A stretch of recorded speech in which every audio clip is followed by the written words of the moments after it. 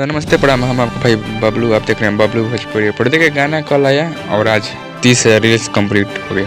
देखिए ये होता है पावर स्टार पवन सिंह और फैन का पावर। नहीं खेसारी भी, हम लोग के खेसारी भी जो है बैक टू बैक गाना दे रहे हैं। कहीं ना कहीं इनका रिस्पॉन्स जो है, स्टारडम जो है गिर रहा है। नहीं गाना पर गाना दे रहे हैं, ये इनका इसके स्टारडम जो है गिर रहा है। 3 दिन पर 4 दिन पर गाना आ रहा है जो स्टारडम गिर रहा है इनका। कहीं ना कहीं आप लोग देख सकते हैं पावर स्टार पवन सिंह को आता है भाई सब गाना एक फिर 20 दिन के बाद, और गाना पर देखिए एक दिन में 30,000 रील्स बन गया है।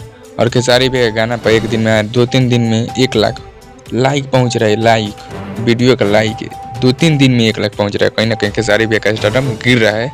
और खेसारी भैया को मैनेजमेंट में देखना चाहिए, गाना महीना में 2 ही 3 काफ़ी है। 3 हफ्ता में कम से कम 1 गाना लाना चाहिए। हफ्ता में 8 दिन पर 2 गाना देते रहे हैं खेसारी भैया। कहीं ना कहीं खेसारी भैया का फ्लॉप होना जरूरी। गाना फ्लॉप होगा, और ज़्यादा गाना देंगे तो गाना ज़्यादा फ्लॉप होगा।